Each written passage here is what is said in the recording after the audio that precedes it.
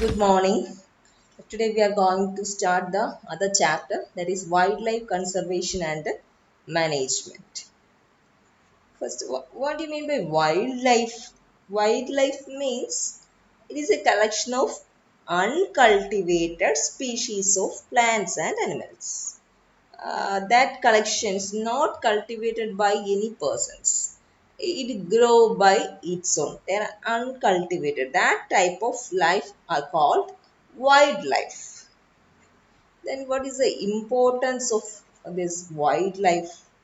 It is a renewable resource. Renewable means it is able to it is possible to renew after use. After use we can renew. Such resources are called renewable resources. And also this wildlife brings economy. Economy, how it brings economy? Through tourism. Through tourism, this wildlife is bringing economy also for our nation. Then, which are the aims of wildlife conservation? This can be asked as question for your examination. Aims of wildlife conservation.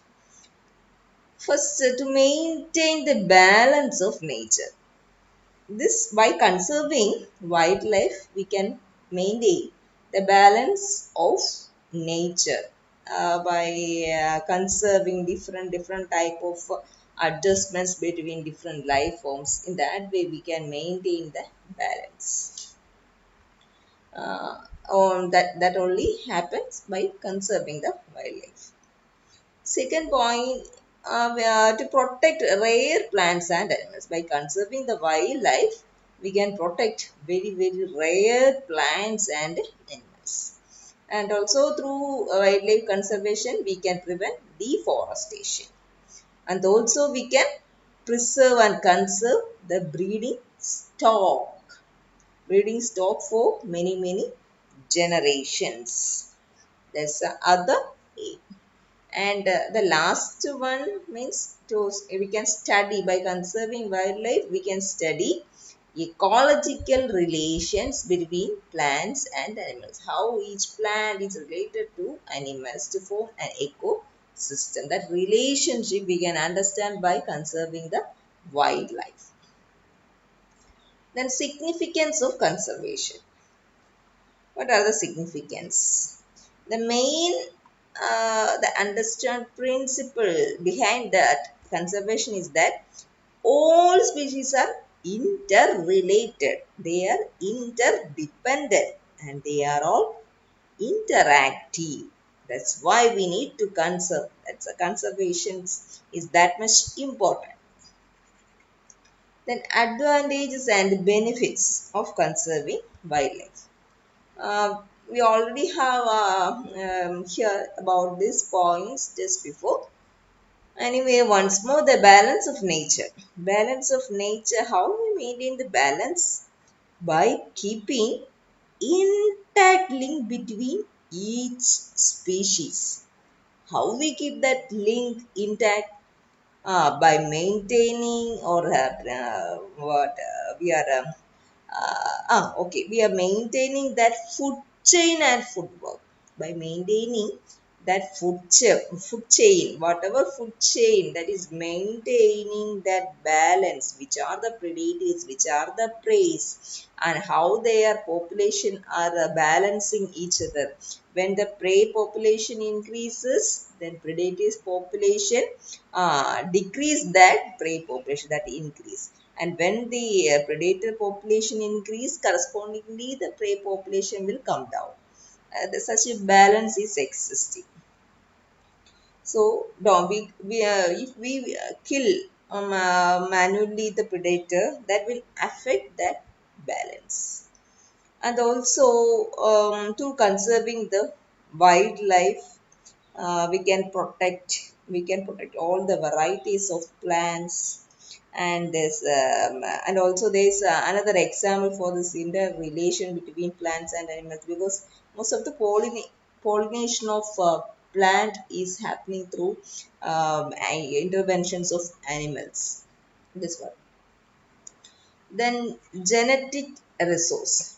Genetic resource means These forests are actually rich resources of genes, different type of genes, and we can use these genes to breed new forms. New forms means those new forms are with desirable characters like disease resistance, high productivity, and high ecological efficiency. Then what about the scientific values? Scientific values that we are attaining through this conserving wildlife, because between animal and certain natural phenomena like development and structure, there's a connection. So by studying, by taking animals as example, we can very clearly learn and understand these types of natural phenomena. For example, we are usually considering, you are taking sea urchin as an example to understand many aspects relating with the embryology. That's another example. And also for understanding the blood group, we consider rhesus monkey. So that's why by taking this animals as examples, we can understand many natural phenomena. That's the scientific value. Then economic significance. Significance is very clear to everybody, because the wildlife give many timber, firewood, ivory, then horns, fur from different animals. All these are fetching enough amount of economy. Um, and also live and dead animals can also kept in zoo for exhibitions. That also creating something, bring some economy. Uh, then last one, that's the aesthetic and recreational value. Watching a wildlife is actually give pleasure to our mind. So it has some recreational value, and also it can promote eco tourism. That way also we can build up some economy. Then extinct and threatened species. It's very important section. Many questions are coming from this part separately, each heading for 1 mark, and also for 4 mark question. But including all these headings, so many headings are coming now. So listen very carefully. First one is the extinct species. Extinct species means what? Extinct means there's no more individual to represent that species. It's already extinct. If the last member is died, then we can consider that species as extinct. Then another term also there connecting with extinct, that is extinct in the wild. Extinct in the wild means in natural condition. In the wild it is extinct. But in captivity and under controlled condition, they are existing. So that condition is called the extinct in the wild. And there are some examples for the extinct species. I will show that pictures. Yeah. Passenger pigeon is there. Carolina parakeet, heath hen, a Labrador duck. All these are examples for extinct species. Look how beautiful they are all in appearance wise. So that's why, but they are all extinct. We can't do anything with this. So we need to protect all the species before it falling extinction. Next category is threatened species. Threatened means uh, that term threat that indicates that a serious threat is there for the existence of that species, and that nature of threat varies with respect to how much area that particular species is found. For example, if 50 species, 50 individuals representing a species only is present in a small area, then it is exposed to much more threat, because For representing that species only 50 individuals are there, and that too present in a small area. If any change happen to that area, it will certainly affect that population and it vanish off that species from the earth. But at the same time, consider that for representing a species, there are about 5,000 individuals, and these 5,000 individuals are not seen continuously in a large area. Instead of that, they are found in several blocks of area separated apart. Then there is only very less chance of threat, because their population is fragmented throughout a large area. If any change happen to a small area, that small area only is getting affected.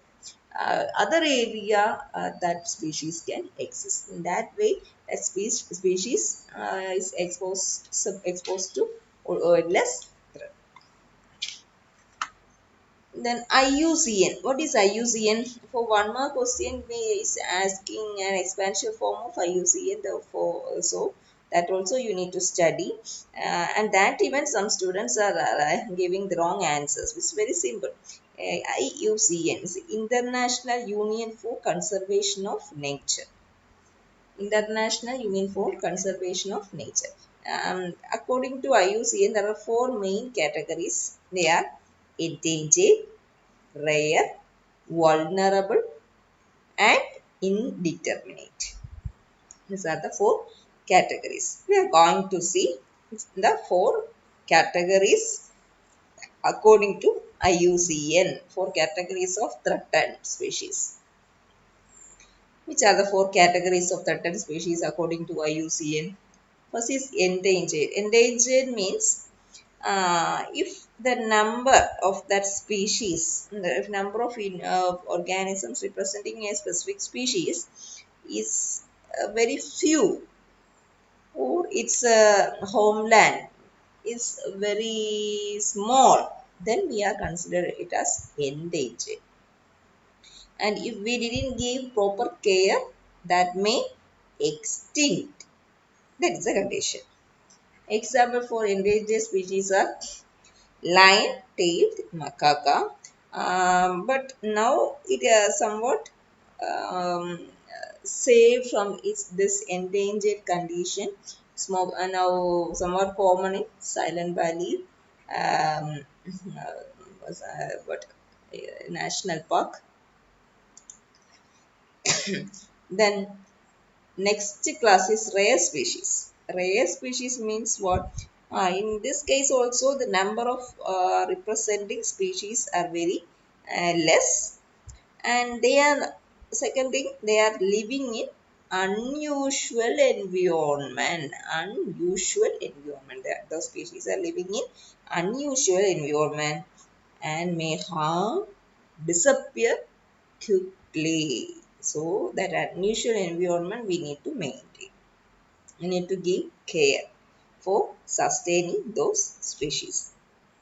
Example for rare species means because only in that rare environment those species can survive.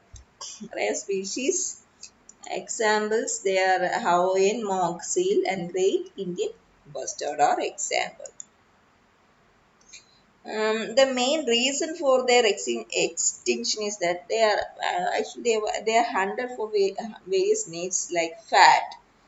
For fat, Hawaiian eels are hunted, and this bustard is hunted for food.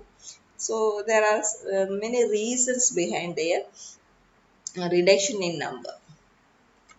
Next category is vulnerable species. Vulnerable or depleted species means what? Is not critically endangered, but high risk of extinction in the wild is there. Extinction in the wild, we know that means it is the existence of organism species in its natural conditions. For their existence in the wild, there is high risk is there. Such type comes under the vulnerable category. And also its number is gradually diminishing, decreasing. and may have chances to switch over to or to fall to the other categories like rare or endangered in the near future. So vulnerable, it is in its verge. It can be fall to the other categories like rare or endangered if no proper care is not given. Examples for vulnerable species are antelope, antites, and clouded leopard. They are will fall in rare or what endangered category. No proper care is given. Then indeterminate species. Indeterminate means they are not in no, not in nature. We can't say like that. They may be in danger or may not be in danger. We didn't have enough information to confirm that. Indeterminate. That's what we are calling the such categories are called indeterminate species. Examples for indeterminate species are three-banded armadillo and Nesolagus netcheri. These are examples. Causes of extinction. That's also an important question. These three are the important reasons. Habitat destruction. While considering the extinction of any species, the prime reason we are understanding is the destruction of its habitat. Second one is the introduction of exotic species and over exploitation. Mm, and before going to this, we need to understand that about 95 percentage of all our species available in the earth are extinct. 95 percentage of the species that is available, that is found in the nature, is already extincted. Examples are mammoth, then saber-toothed tiger, like that. Then coming to the reasons for extinction. Habitat destruction. Habitat destruction. If it is happening very naturally, then the pace is very slow. And that natural phenomena of destruction of its habitat, since it happens very slowly, that organisms are getting enough time to adjust with that change. But if it is man-made, it's very fast and drastic, and the animals didn't got enough time to adjust with that. And so the main reason behind the habitat destruction that may lead to the extinction of species is, of course, man. Then introduction of exotic species. Introduction of exotic species means some exotic varieties are introducing to the natural habitat. It compete with the natural species for its food, or sometimes that exotic species consider the natural species as its food. So in all this way, it is a threat for that natural species. And there also the mediator is human being. So that's the other reason behind the cause for extinction.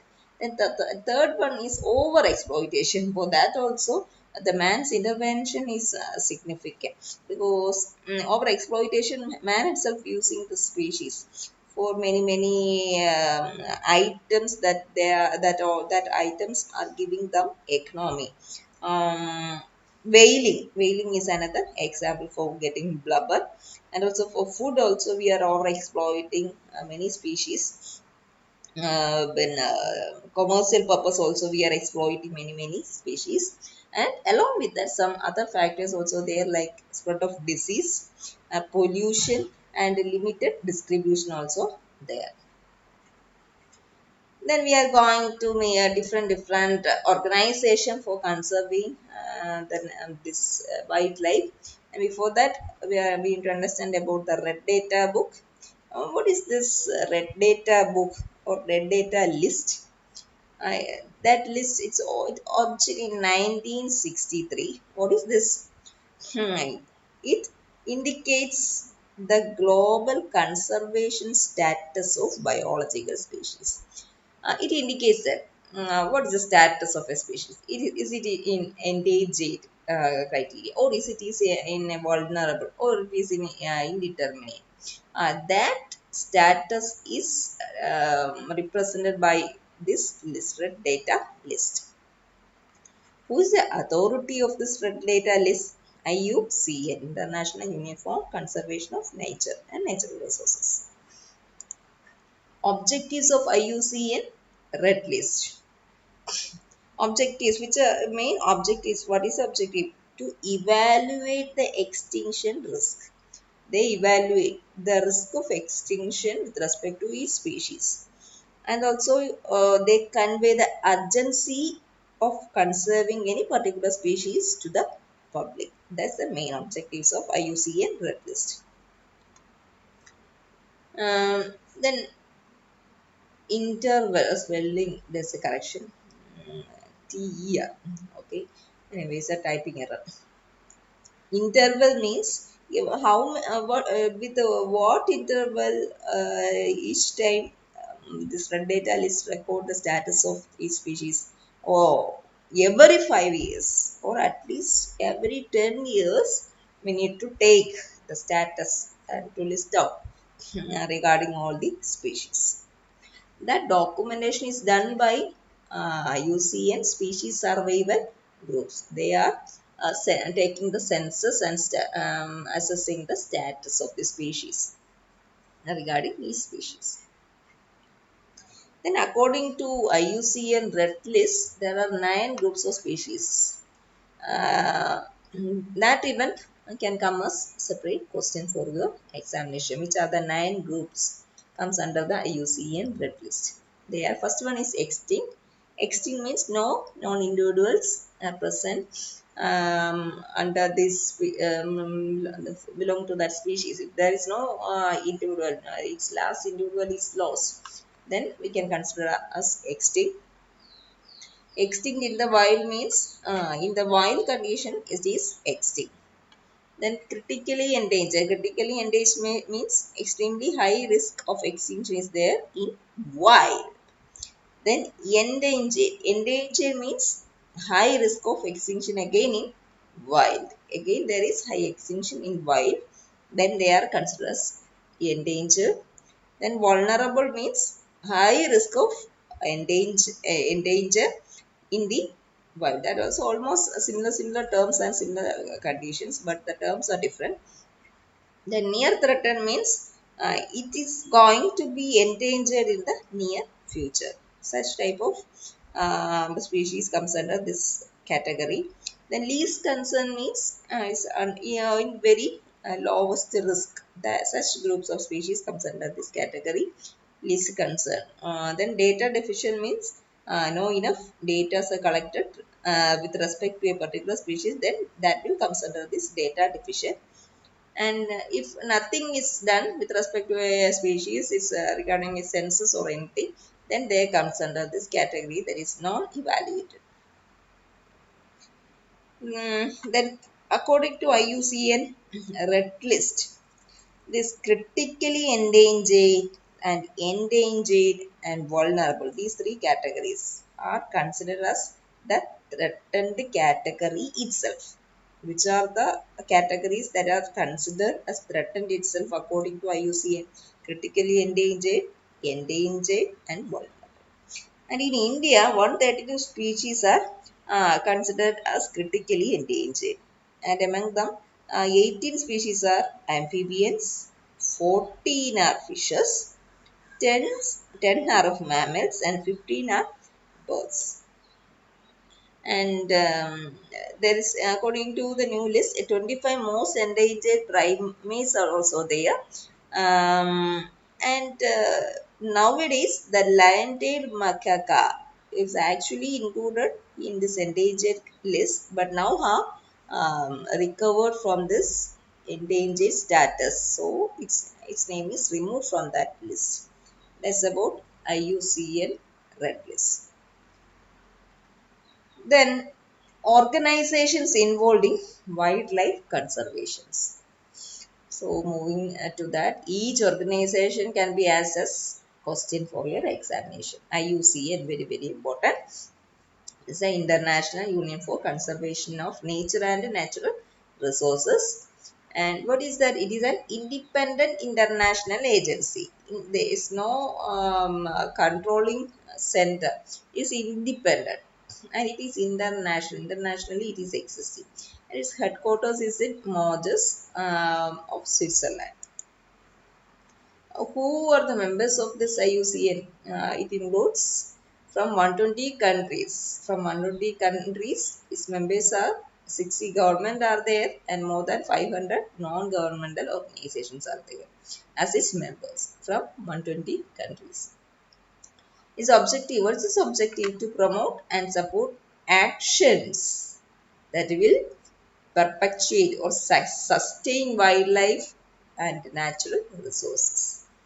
With regard to what its cultural and scientific value, we need to sustain, to conserve its cultural and scientific. What's importance? What is important scientifically?